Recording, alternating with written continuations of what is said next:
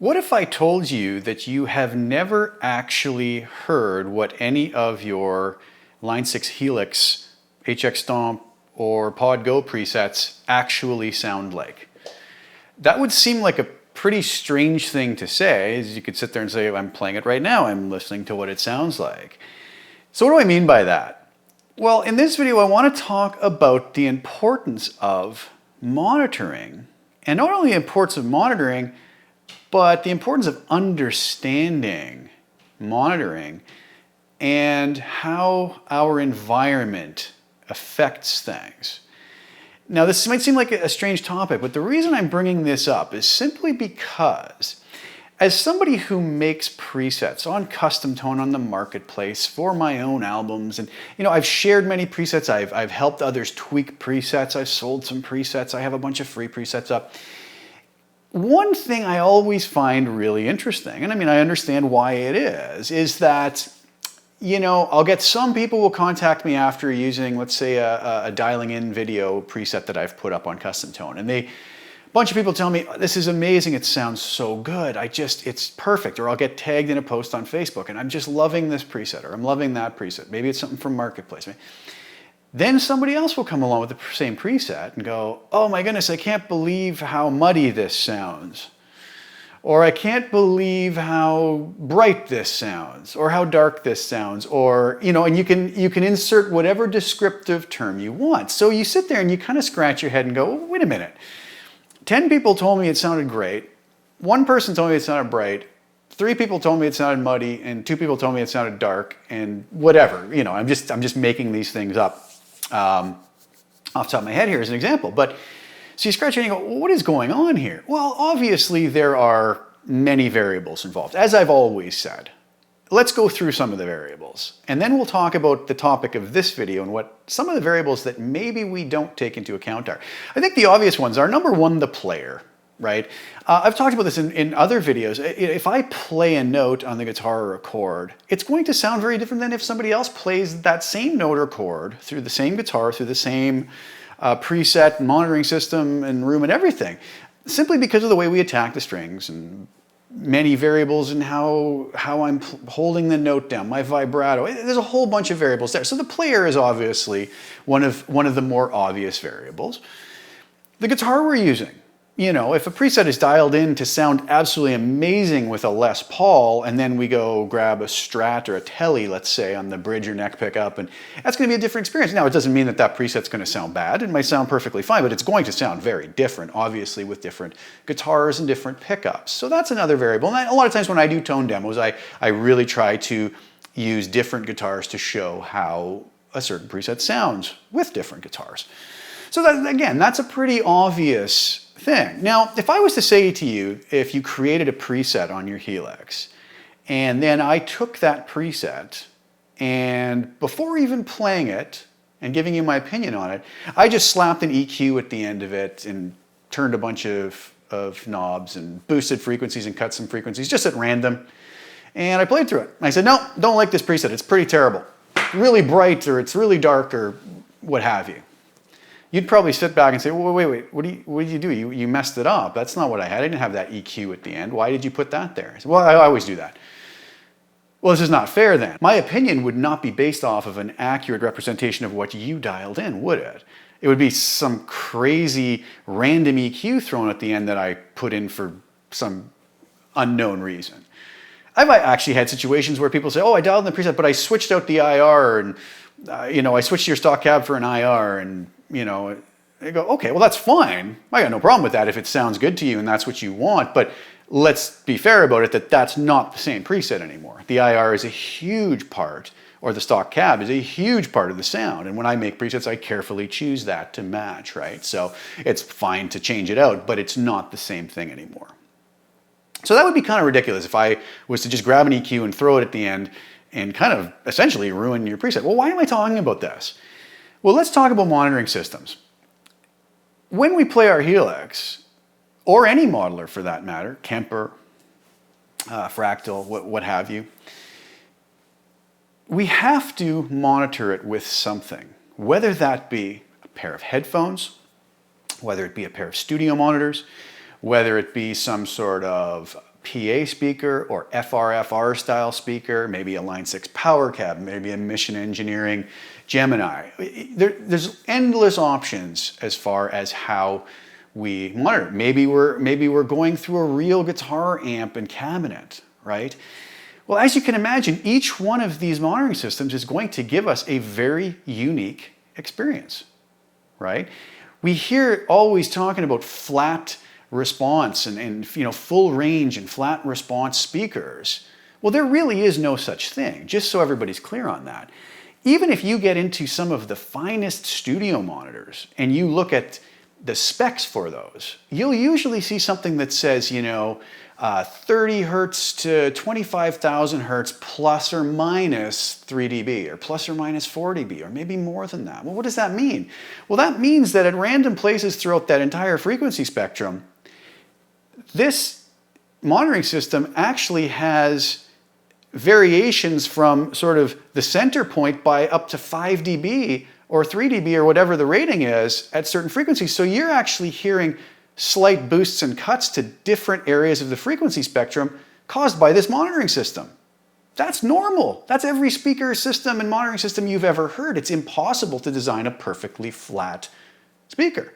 So they may call it that, but it's not that. So when you really think about it then, can we not sort of say that our monitoring system is going to be in a way like adding a somewhat, I don't want to use the word random, but a somewhat random EQ equalizer at the end of our signal chain that wasn't intended to be there, right? So if I dial in a sound here on my monitoring system and give it to you, and your monitoring system has different peaks and valleys in the frequency spectrum, you're not really going to hear what I was hearing, are you? Which is an interesting point. Now you say, well, there's not going to be that much of a discrepancy between different monitoring systems, but you might be surprised, and we'll look at some examples of this in a moment. So that's the one thing. Our monitoring system is going to be like adding, I'll say it, an equalizer to the end of our signal chain, right? So when I go back to my example of where I said if you gave me a preset and I just kind of added a random EQ where I just boost and cut some frequencies by, say, 3 dB all over the place, you'd go, well, what are you doing? You're destroying my preset. But in a way, that's what, through nobody's fault, our monitoring system is going to do to the preset. So you start to see how challenging it is to make a preset that's going to work as we change rooms we're in, as we change monitoring systems. Now, are there solutions to this? Well, I'll talk about that a little bit later. I think there are, somewhat to at least make things as good as they can be, and some of the things I use when creating presets. But let's talk about something else. Not only is it the monitoring system, but now we're sitting in a room, let's say, with our studio monitors. That room is going to have a dramatic effect on how those speakers or monitors are going to sound. In fact, the room also will be another EQ added on to the existing monitor EQ that we already have. Wow, this is incredible. So some studio monitors, if you go on the back of them, they have little equalizers like shelf EQs, and that if we have a very bright room, we can dial the brightness back within the speaker itself, or we can add more bass or dial more bass out. If our speakers are positioned too close to a wall, sometimes that can boost the bass frequencies up so that what we're hearing is not what's actually coming out of the speaker, but rather we're hearing what the room is imparting on the tone as well. So you start to see how this gets to almost be an impossible situation where you go, how can I believe what I'm hearing? How can I know that what I'm dialing in actually sounds like I want it to when I'm not actually being presented with what's coming out of my modeler or my whatever's creating the tone? So this is interesting stuff. So how dramatic are these effects though? Because I may be sounding like I'm being maybe a little bit over dramatic about this, and like, come on, a monitoring system can't change it that much, or a room can't change it that much. Let's go over to my computer. I want to show you an interesting site. And I guess this site is pronounced ratings.com, but it's very interesting because they do a bunch of reviews of headphones. And we're going to start talking just about headphones here first and foremost. And they give the frequency response. There's different graphs, but I decided to use this one because this is the frequency response averaged and compensated by the sound profile. So they have an explanation as to how they test these. But here is a general idea of the frequency response of a set of headphones. Now you might ask, why are you using headphones instead of speakers? Well, this is interesting because I just said that the room that you're in is quite a large determining factor in the sound of what you're hearing come out of your monitor. So a lot of people say, aha, no problem, I'll use headphones. That'll give me a nice flat response. The room is out of the equation. Now that's partially true, right? But are headphones truly flat response as well? Well, let's take a look. Now, I just pulled this up, and they have a huge list of graphs you can do here. I can pick anything from, Audio Technica, AKG, I think there's some biodynamics here, Sennheisers, even things such as, they have Samsung Galaxy Buds, which are little, Bluetooth headsets that I use when I'm just out, for a run or a walk or something. So as we hit these, I chose the HD 600s. Why? Because I have a pair of those sitting right here, one of my favorite sets of headphones. These are not an inexpensive set of headphones, probably in and around the $400 range. Obviously you can spend a lot more, but they are a well-respected headphone by mastering engineers who like them for working on masters. So I thought, oh, these are great. I'm very much used to it. But let's take a look here and see what the frequency response is. If you look at the peaks and troughs going on here, you can kind of see, look at all of this right here, all through from about 60 hertz all the way up to 334 hertz. We have quite the bump, right? 3 dB here at 160 to 165 almost boost. So what does that mean? Well, if I'm playing, let's say, a preset through those headphones, the headphones are going to be telling me that these frequencies are actually 3 dB higher than they are coming out of my speakers. So I may say, wow, that's kind of big in the low end. I better go dial that out. So I'd go in with my EQ and I might pull down 3 dB at 150 hertz, right? Now all of a sudden I go, oh, that's better. But now we go listen on a monitoring system that doesn't have this boost, and what's going to happen? It's going to actually sound more like a dip there because I've pulled those frequencies out. So because I wasn't given an accurate representation to make my decision off of, well, now I'm going to have a preset that sounds not how I intended it. Does that make sense? As we keep going, then there's a cut of about 1.5 dB here in around the 650 hertz range, a little trough, and then fairly flat through here, through our mids, right, our high mids. You can see down here how they kind of label everything. And then we have quite the 3 dB boost at around 3200 hertz, and then quickly falls off so that at 5500 hertz it's down by 1 dB or 2 dB, and then a very quick rise up around 7 kilohertz. And then you see up here in the higher range, now some of this is beyond what humans would even necessarily hear, up in like 20,000 hertz and whatnot. Theoretically we can, but people of my age and older and even some younger, especially after playing in rock bands for many, many years, some of that hearing is long gone, right? So you can sort of see how would we, with a very well-respected set of headphones, I mean, nobody's going to tell you that these are terrible headphones. They sound amazing, and you can do wonderful mixes with them and wonderful mastering jobs with them. But how in the world can we possibly make accurate decisions in creating a tone when we have all these variations? Well, let's go to a different set of headphones. Maybe it's just the Sennheisers, right? Let's go to the Sennheiser 800s, which I believe are majorly more expensive than the 600s. Well, now we see we still have a similar boost here, a really high spike up here, some troughs and peaks, so that's not flat. Let's go to a different manufacturer. Let's go to maybe like an Audio Technica ATH M50. Wow, look at this. We got a huge boost here in around 160, a big trough here at 375. So again, maybe I'm hearing on these headphones and I'm listening on these headphones and I'm going, wow, something's missing in the 375 range, and I go boost that way up. Well, now on a system that doesn't have that trough, those frequencies are going to be too exaggerated, right? And then look at the huge spike up here and huge drop off here. So imagine now dialing in a tone on the Sennheiser 600s and then coming to the Audio Technica M50s, your preset's not going to sound the same anymore. So you start to see where I'm going with this, right? Let's look at another set. Let's go with the Bayer Dynamic DT770 Pro. Well, look at this now. Fairly flat through the lows, a little dip here in some of the high lows and low mids. Nice and flat through these mid-range frequencies. But look at the huge drop in the low treble and then a huge spike up around, starting at around 6,000 hertz and all the way up to 9,000 hertz. Again, we would likely come and dial out a lot of high end and upper mids out of this, or not so much upper mids, but high end. And then when we go to a system that doesn't over accentuate that, that preset might sound dull now. So, oh my goodness. Do you see why this is starting to get quite confusing? So what is the answer here? This almost gets to the point where you kind of go, this is kind of hopeless. Like, these are big jumps. This is up almost 6.5. I'm sorry, this is up almost 10 dB boost, up at 9,000 or so hertz. I'm just rounding the numbers off here, but that's a big boost. If you went into your Helix and put an EQ on to that frequency and cranked it up by 10 dB, you're going to hear that, So that is what that particular set of headphones is actually doing to the sound. Okay, well, is it any different for a monitoring system? Well, no, it really isn't.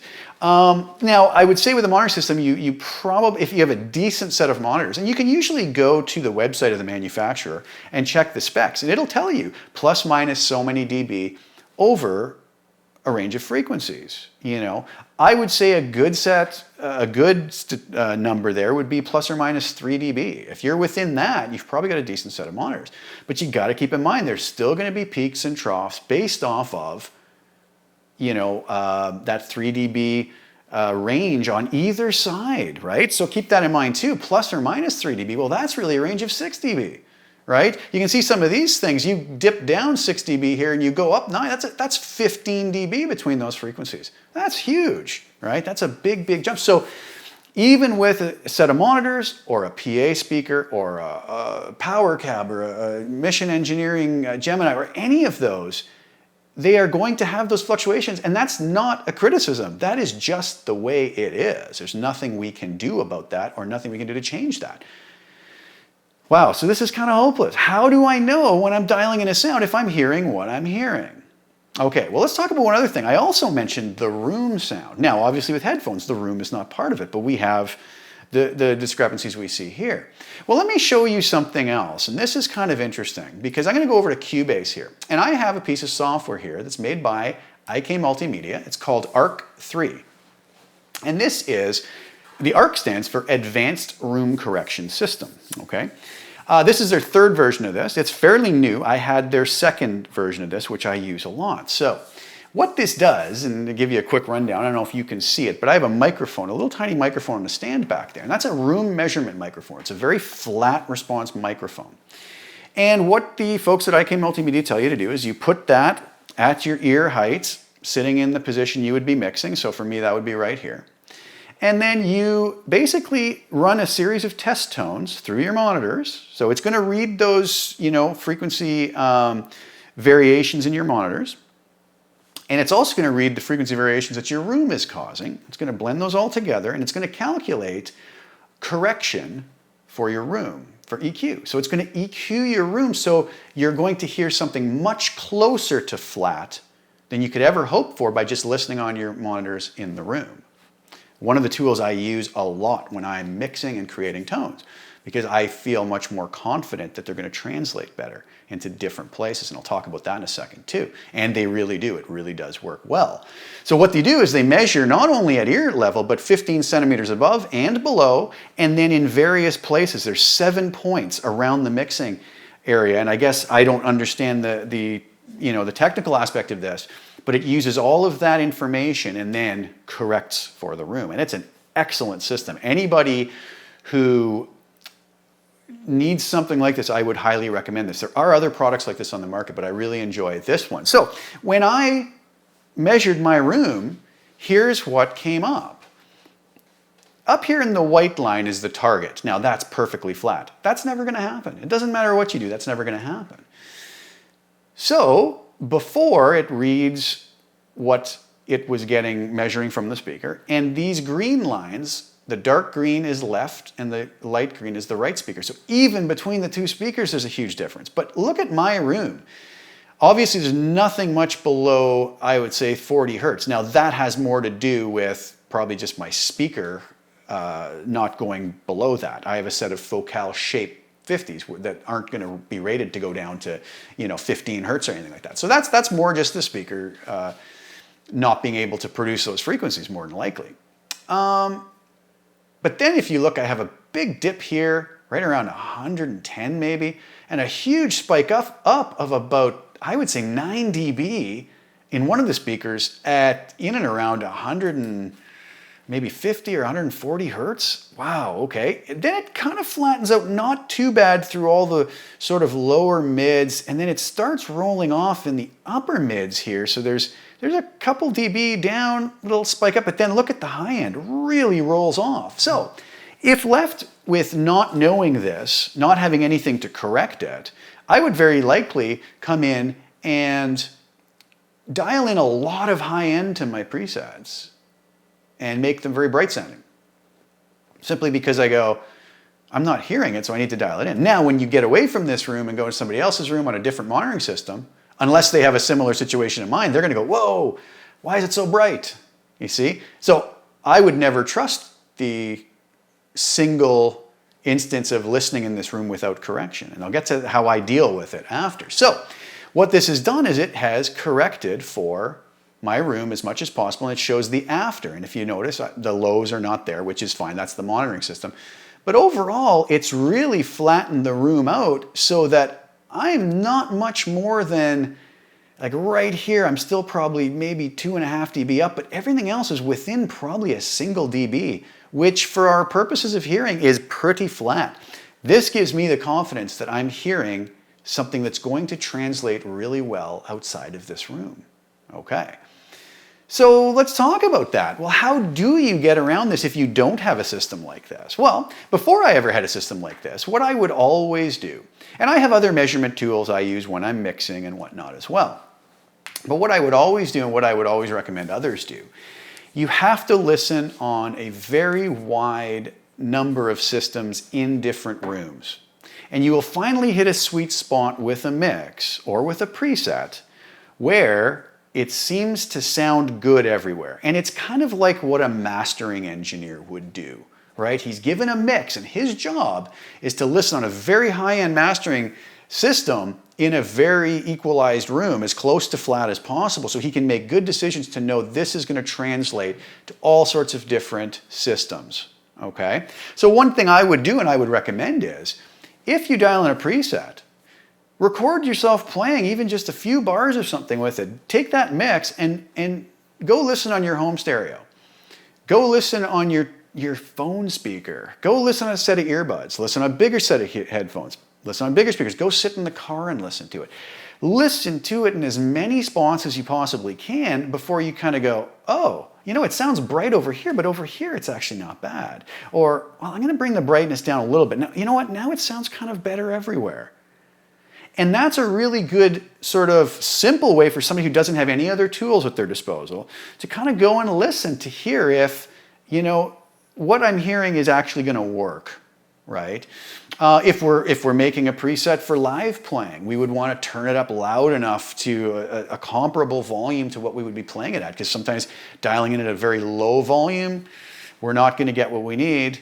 And then when we go play it at gig volume, ooh, it's harsher, it's muddier, it's this, So we do have to also take into account volume. But we do want to move around to different monitoring systems, as many as you possibly can, in different environments in different rooms. So yes, use headphones. Use your monitors in your room. Move to another room with a different set of speakers. Try a different set of headphones if you can. And those are the things that I have always done. Now, what I do now is I haven't for a long time been using correction software like this, so I know what's coming from my speakers is more accurate, right?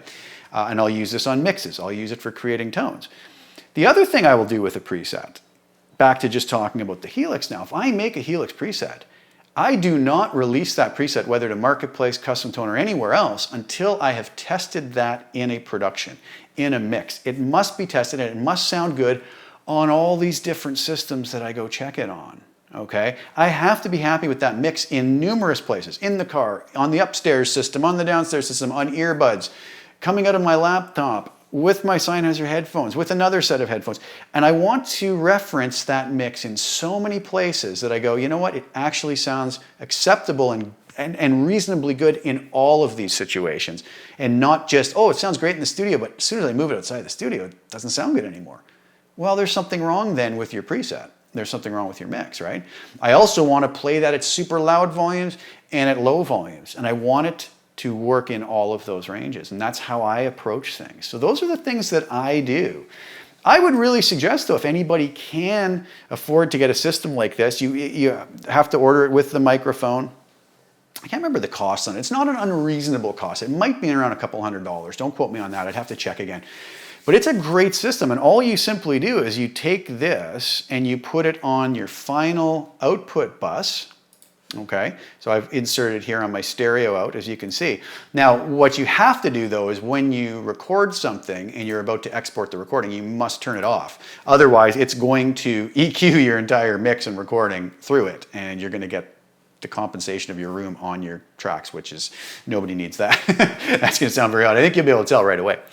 So I thought that was a really important video to make, just to draw attention to just how much our monitoring system and our environment, our room that we're in, or in the case of headphones, lack of room we're in, is going to affect what we're hearing and the decisions we make when we're mixing, when we're making presets, when we're judging somebody else's preset, right? So like I said, for myself, when I put a preset out there, I've already tested on numerous systems.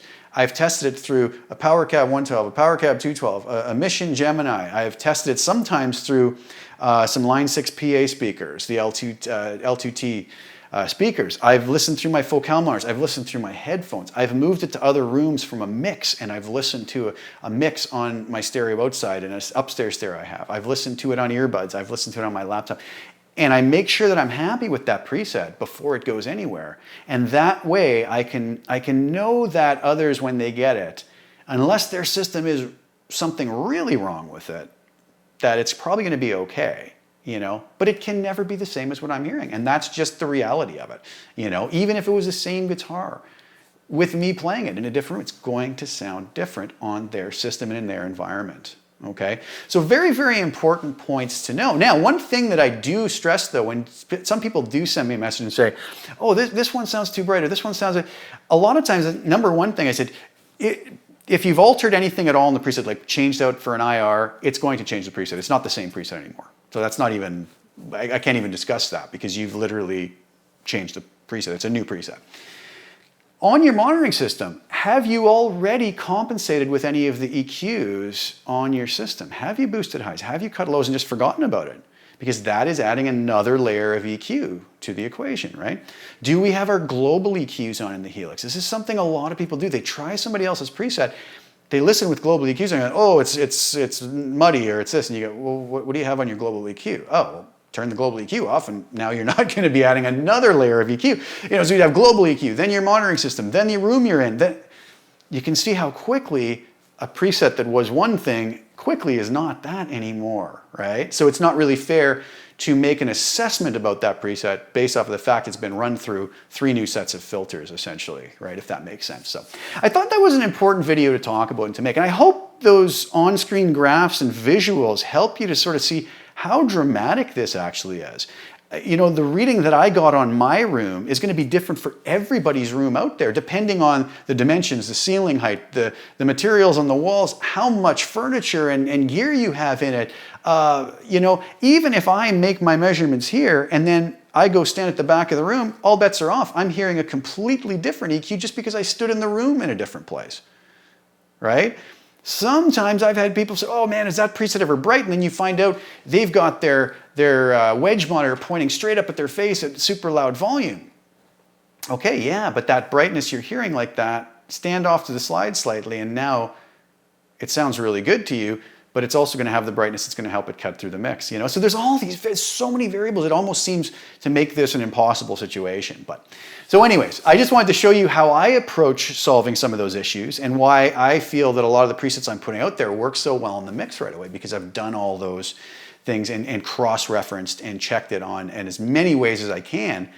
And there's only so much you can do, really, right? Because none of us have, it doesn't even exist, the perfect room with the perfect monitoring system, right? It's never going to be perfectly flat. So anyways, I hope that was interesting, and I hope that helps some of you to just sort of think differently about what we're hearing and maybe even sort of figure out what your headphones are actually boosting or cutting, or what your room is doing to it. And I think that's a really great bit of information to have at our disposal when we're trying to make presets or make mixes or just make music in general. So I hope that was helpful, guys. Please like the video and share it if you don't mind. Thank you guys so much for your time, and I'll be back soon, really soon. Hit the subscribe button if you haven't already, and the little bell notification to get notified when I put new videos out. Really appreciate your time, and I'll be back soon with some more content. Thanks again, guys. Ciao for now.